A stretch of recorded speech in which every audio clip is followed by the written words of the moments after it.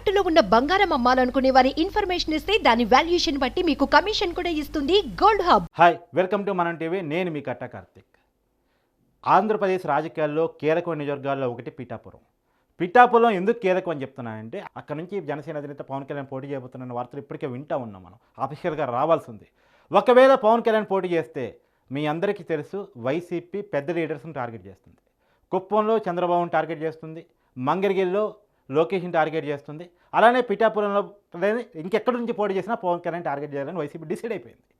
మరి ఆల్రెడీ మంగళగిరిలో అభ్యర్థిని టీడీపీ ప్రకటించేసింది. నారా లోకేష్ తమ అభ్యర్థి అని చెప్పేసింది. మంగళగిరిలో వైసీపీ కూడా తన అభ్యర్థిని నిన్న 9వ లిస్టులో ప్రకటించేసింది. మురుగుడు లావణ్యం తన అభ్యర్థిగా ప్రకటించేసింది.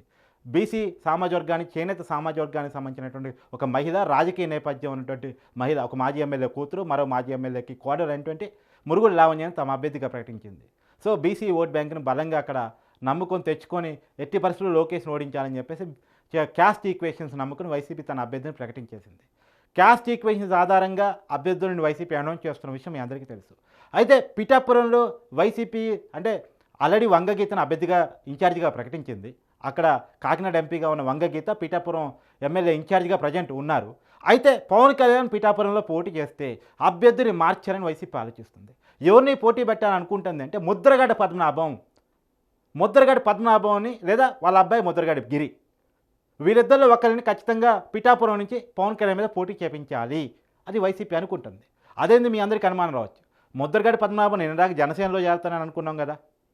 నిన్నదాకా పవన్ కళ్యాణ్ ముఖ్యమంత్రి కావాలని కోరుకున్న వ్యక్తి కదా ఆయన, రాజకీయంగా ఎదగాలని కోరుకున్న వ్యక్తి కదా ఆయన వైసీపీలో చేరతారంటే మీకు కొన్ని విషయాలు గుర్తు చేస్తాను.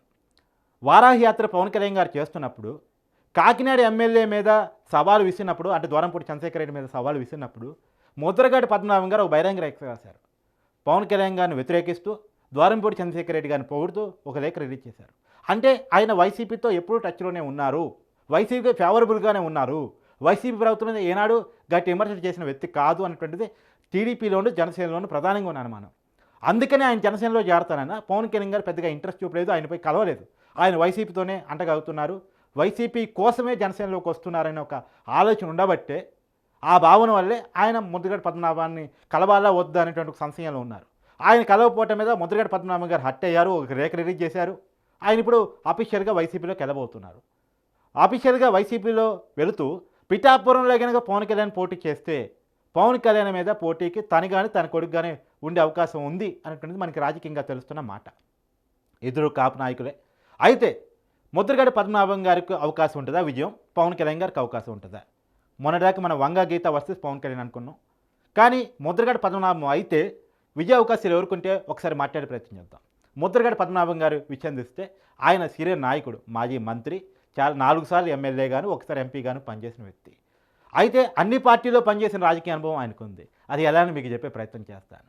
అలా ఫాదర్ కూడా రాజకీయ నేపథ్యం ఉన్న వ్యక్తే. 1962లోను 67లోను వాళ్ళ ఫాదర్ ఇండిపెండెంట్ ఎమ్మెల్యేగా గెలిచి ఆ రోజుల్లో పనిచేశారు. తర్వాత రాజకీయం ముద్రగడ పద్మనాభం గారిది మాత్రం 1978లో ఫస్ట్ టైం జనతా ఎమ్మెల్యేగా పోటీ చేసి గెలిచారు. జనతా పార్టీ నుంచి ఆ రోజులో ఫస్ట్ టైం ఆయన రాజకీయ ప్రస్థానాన్ని స్టార్ట్ చేశారు. ఎమ్మెల్యేగా ఆ రోజు 78లో ఫస్ట్ టైం జనతా పార్టీ నుంచి ఎమ్మెల్యే ముద్రగడ పద్మనాభం గారు. తర్వాత ఎన్టీఆర్ గారు టీడీపీ పార్టీ పెట్టిన తర్వాత టీడీపీ పార్టీలో జాయిన్ అయ్యారు. 82లో పార్టీ పెట్టారు. 83లో వచ్చినటువంటి ఎన్నికల్లో టీడీపీ పార్టీ తరఫున పోటీ చేసి గెలిచారు. టీడీపీ ఎమ్మెల్యే 83లో. మళ్ళీ 85లో వచ్చిన ఎలక్షన్స్లో కూడా టీడీపీ పార్టీ తరఫున ఎమ్మెల్యేగా పోటీ చేసి గెలిచారు. కానీ తర్వాత కాలంలో కాంగ్రెస్లో జాయిన్ అయ్యారు. రాజీవ్ గాంధీ నాయకత్వంలో ఆ రోజు కాంగ్రెస్లో జాయిన్ అయ్యారు. 1988లో కాంగ్రెస్ పార్టీ తరఫున ఎమ్మెల్యేగా గెలవడం జరిగింది. ఆయన పత్తిపాటి నియోజకవర్గం నుంచి ఎమ్మెల్యేగా గెలవడం జరిగింది. ఆయన 88లో గెలిచారు. కానీ 94లో మళ్ళీ ఓడిపోయారు. 94లో ఓడిపోయిన తర్వాత మళ్ళా పాత పార్టీ అని టీడీపీకి వచ్చారు. 99లో నారా చంద్రగారి నాయకత్వంలో ఆ రోజు టీడీపీలో కాకినాడ ఎంపీగా గెలిచారు. ఆయన అంతకుముందు ఎమ్మెల్యే, ఫస్ట్ టైం 99లో ఎంపీగా గెలవడం జరిగింది. తర్వాత కాలంలో మళ్ళీ అదే కాకినాడ ప్రాంతం నుంచి 2004లో ఓడిపోయారు. అది ఆయన రాజకీయ నేపథ్యం. కాకపోతే ఆయన జనతా పార్టీలో పనిచేశారు, కాంగ్రెస్ పార్టీలో పనిచేశారు, మధ్యలో బీజేపీకి కూడా వెళ్ళారు. తర్వాత మళ్ళీ పాత టీడీపీకి తిరిగి వచ్చారు. అన్ని రాజకీయ పార్టీల్లో పనిచేశారు. ఇప్పుడు వైసీపీలో కూడా వెళుతున్నారనే ప్రచారం. అన్ని రాజకీయ పార్టీల్లో పనిచేసిన అనుభవం ఆయన సొంతం. అయితే మరి ఆయన కాపు ఆర్గనైజేషన్ స్టార్ట్ చేశారు. కాపునాడు పేరుతోటి కాపు ఉద్యమాన్ని చేశారు. కాపు ఉద్యమ నాయకుడిగా ఆయనకి ఒక బ్రాండ్ ఉంది. కాపులంతా ఆయన పోటీ చేస్తే, వైసీపీ నుంచి పోటీ చేస్తే పవన్ కళ్యాణ్ని కాదని మరి ఆయన కోటేస్తారనేటువంటి చూడాలి. మరి పవన్ కళ్యాణ్ గారు రాజకీయ నేపథ్యం చూస్తే ఆయన రాజకీయ ప్రస్థానం ప్రజారాజ్యం నుంచి స్టార్ట్ అయింది. చిరంజీవి గారు 2009లో ప్రజారాజ్యం పార్టీ పెట్టినప్పుడు, అంటే 2008లో పార్టీ పెట్టినప్పుడు ఆయన ప్రజారాజ్యం పార్టీలో యువరాజ్యం అధ్యక్షుడిగా రాజకీయ ప్రస్థానం స్టార్ట్ చేసుకున్నారు. తర్వాత కాకపోతే ఆ ఎన్నికల్లో ఆయన పోటీ చేయలేదు. తర్వాత ప్రజారాజ్యం పార్టీ కాంగ్రెస్ పార్టీలో విలీనమైన తర్వాత సొంత పార్టీ పెట్టుకున్నారు జనసేన పేరుతోటి. ప్రశ్నిస్తా అనే పేరుతో పార్టీ పెట్టుకున్నారు, జనసేన పార్టీని పెట్టడం జరిగింది. 2014 ఎలక్షన్స్లో టీడీపీ బీజేపీ కూటమికి మద్దతు ఇవ్వడం జరిగింది. జనసేన కూడా ఆ కూటమిలో చేరటం జరిగింది. కాకపోతే ఎన్నికల్లో పోటీ చేయలేదు. 2014 ఎన్నికల్లో పోటీ చేయలేదు. 2019 ఎన్నికల్లో అటు టీడీపీతోనూ ఇటు బీజేపీతోనూ కాకుండా వీరిద్దరికి దూరంగా జరిగి లెఫ్ట్ పార్టీలో బీఎస్పీ పార్టీతో కలిసి ఆయన పోటీ చేయడం జరిగింది. 2 స్థానం నుంచి పోటీ చేశారు. గాజువాక స్థానం నుంచి, అంటే ఉమ్మడి వైజాగ్ జిల్లా గాజువాక స్థానం నుంచి పోటీ చేశారు. అలానే ఉమ్మడి పశ్చిమ గోదావరి జిల్లా భీమవరం నుంచి పోటీ చేశారు. కాకపోతే ఆ రోజుల్లో తనకి టీడీపీ నుంచి కానీ బీజేపీ నుంచి కానీ అలాంటి సపోర్ట్ లేకపోవడం, రకరకాల కారణాల ఫలితంగాను, మొదటిసారి ఎన్నికలు ఫేస్ చేసిన కారణంగాను ఆ 2 చోట్ల కూడా ఓడిపోయారు. కానీ ఈసారి టీడీపీతో పొత్తులో ఉన్న ఎట్టి పరిస్థితుల్లో గెలవని అనుకుంటున్నారు. ఇక్కడ టీడీపీ బలమైన పార్టీ కూడా పిఠాపురంలో, అక్కడ వర్మ అని బలమైన నాయకుడు ఉన్నారు, మాజీ ఎమ్మెల్యే టీడీపీకి. ఒకవేళ పవన్ కళ్యాణ్ పోటీ చేయకపోతే పిఠాపురం స్థానాన్ని టీడీపీ కూడా ఆశిస్తుంది.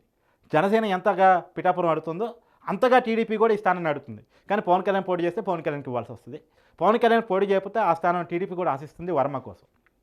అయితే పవన్ కళ్యాణ్ వర్సెస్ ముద్రగడ పద్మనాభం కనుక పోటీ జరిగితే, లేదా ముద్రగడ గిరి పోటీ చేసిన, ముద్రగడ గిరి అంటే నా తెలిసి పవన్ కళ్యాణ్ గారిని తట్టుకోలేకపోవచ్చు.